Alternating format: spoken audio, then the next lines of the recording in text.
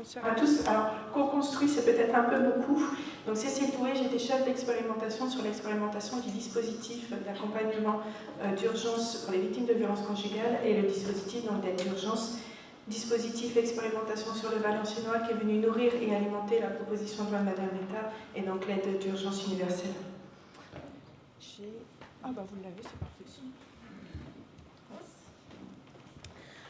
Donc l'idée de la présentation, au-delà d'une présentation de l'aide universelle, c'est de montrer aussi le cheminement en fait, qu'il y a eu sur le territoire et donc comment d'une expérimentation on est arrivé vraiment à un projet national.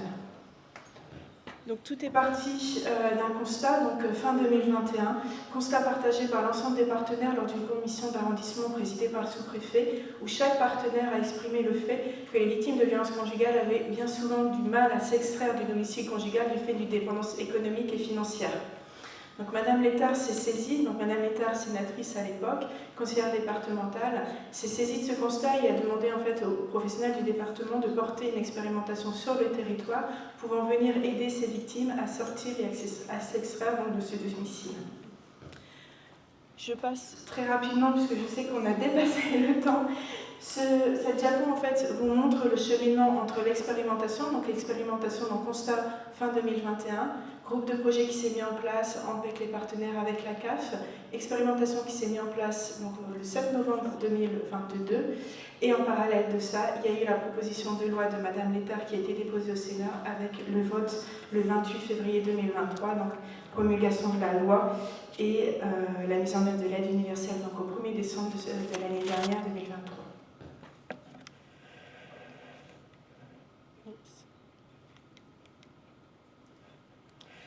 Donc simplement pour rappeler en fait les objectifs de l'expérimentation et les objectifs donc, de l'aide universelle, l'enjeu est bien d'être plus efficient dans la lutte contre les violences conjugales en apportant une réponse immédiate et adaptée en fait, à la dépendance, permettant une indépendance économique des victimes de violences conjugales. L'idée du dispositif est également de sécuriser les situations fragiles. L'idée, ce n'est pas d'intervenir à un instant T, mais bien de lui proposer un accompagnement global pour lui permettre une indépendance pérenne. Ce projet, l'expérimentation, il a été construit avec l'ensemble des partenaires locaux, institutionnels, associations, et en fait, il a été développé autour de 5 axes. Le premier, c'est une prise en charge globale des victimes de violences conjugales, donc de la mise à l'abri jusqu'à l'insertion professionnelle, un traitement prioritaire des droits annexes CAF, donc les prestations familiales, les aides au logement, le soutien familial, la prime d'activité. C'est un des axes d'accompagnement qui a été le plus salué dans l'expérimentation, puisque ça permettait vraiment de venir sécuriser le parcours de la personne. Une aide alimentaire.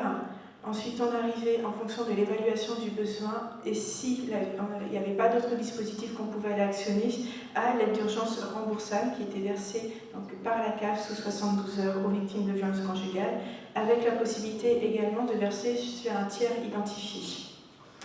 Et ensuite, l'accompagnement global, vers l'emploi.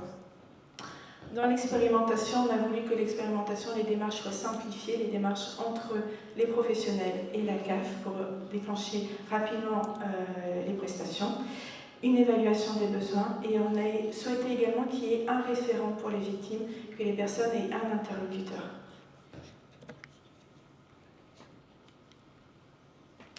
Sur l'expérimentation du Valenciennois, qui a été menée du 7 novembre 2022 au 30 novembre 2023, en fait, l'expérimentation a pris fin avec la mise en œuvre de l'aide universelle. On a accompagné 62 victimes de violences conjugales.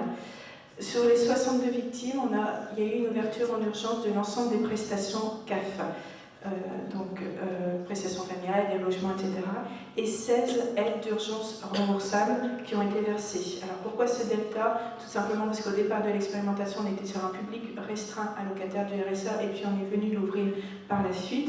Et puis aussi parce que cette aide était remboursable et ça a montré que c'était un frein pour les victimes de violences conjugales.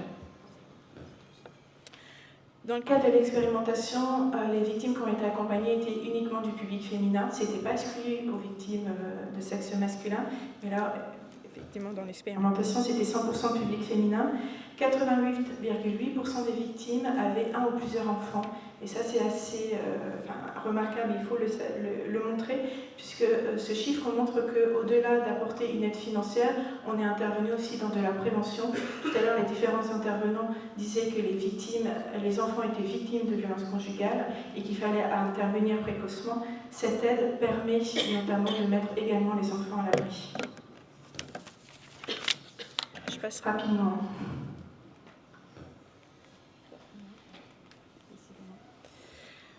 Cette slide, c'est simplement pour montrer qu'au-delà de l'aide financière, il y avait tout cet accompagnement global qui était important. Donc 76% des victimes ont été accompagnées dans des démarches administratives, 47% dans un accompagnement au logement. Il y a eu 6,7% d'accompagnement budgétaire, 42% ont été accompagnés juridiquement et 44% ont bénéficié d'un accompagnement psychologique, 44% adultes, victimes adultes et 20% de victimes enfants. 20% ont bénéficié, au-delà de l'aide d'urgence, d'une aide alimentaire et 17,8% ont bénéficié d'un accompagnement éducatif. Si vous souhaitez, je pourrais vous faire parvenir par la suite des éléments vraiment plus précis sur l'évaluation de cette expérimentation. Donc, l'aide aux victimes de violences conjugales, c'est un soutien financier pour aider les victimes à faire face aux dépenses immédiates en attendant de trouver des solutions durables. Donc l'enjeu et les objectifs sont les mêmes que dans le cadre de l'expérimentation. La loi, donc je le rappelle, c'est la loi du 28 février 2023. Elle est rentrée en vigueur au 1er décembre 2023. Elle s'est appuyée sur l'expérimentation, c'est-à-dire qu'au fur et à mesure qu'on a avancé dans l'expérimentation, on est venu enrichir la proposition de loi de Madame Létard. Alors, c'est pour ça qu'il y a des différences par rapport à l'expérimentation, notamment le montant de l'aide universelle. Il est adapté selon la composition familiale des ressources et également, le remboursement est également conditionné en fait, au revenu. Et l'auteur, s'il est condamné, il pourra être amené à rembourser l'aide au lieu de la victime. Cette aide est versée sous 3 à 5 jours. C'est une aide rétroactive qui peut être sollicitée plusieurs fois. Et la victime a également la possibilité de demander cet accompagnement global qui avait été salué dans le cadre de l'expérimentation. À l'inverse de l'expérimentation, la victime peut elle-même faire ses démarches et demander l'accompagnement global et l'aide d'urgence auprès de la CAF ou de la MSA, donc soit sur le site internet des 2 sites ou par le biais d'un CERFA.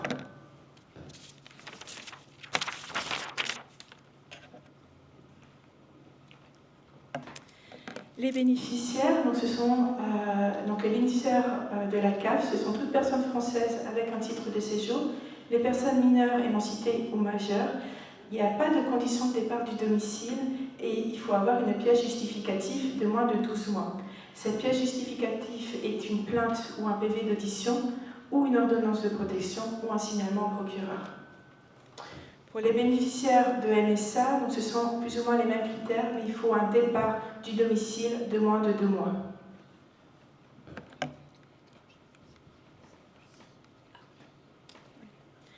Sur les chiffres, alors je n'ai pas de chiffres plus récents, les derniers chiffres que j'ai sur l'aide universelle dans le département du Nord datent du 16 février 2024 et ce sont uniquement les données de la CAF, on n'a pas les données de la MSA. Donc au 16 février, il y a eu 665 demandes d'aide universelle sur les départements du Nord. Jusqu'au janvier, en fait, on observait une moyenne de 15 à 20 dossiers par jour. Aujourd'hui, on observe quand même une baisse, puisqu'en fait, c'est vrai que l'effet de rétroactivité, si j'y arrive, permettait de solliciter l'aide, même si on avait quitté le domicile conjugal plusieurs mois auparavant. Sur les 665 demandes, il y a eu 77% d'accords. 12 dossiers sont en attente, en fait, il manque des documents pour instruire la demande, et il y a eu 11 refus parce que la seule pièce administrative, donc le dépôt de plainte, l'ordonnance de protection ou le signalement au procureur, était datée de plus d'1 an. Sur ces demandes, plus de 80% des victimes ont demandé un accompagnement. Cet accompagnement est soit fait par la CAF si la personne était connue et déjà accompagnée par les travailleurs sociaux de la CAF, ou ces personnes sont réorientées vers le service des départements, donc vers le service social de proximité, pour une prise en charge dans les 48 à 72 heures. Donc 56% des victimes ont été orientées vers le département. Je pense que j'ai gagné du temps. Merci beaucoup, Madame Doué.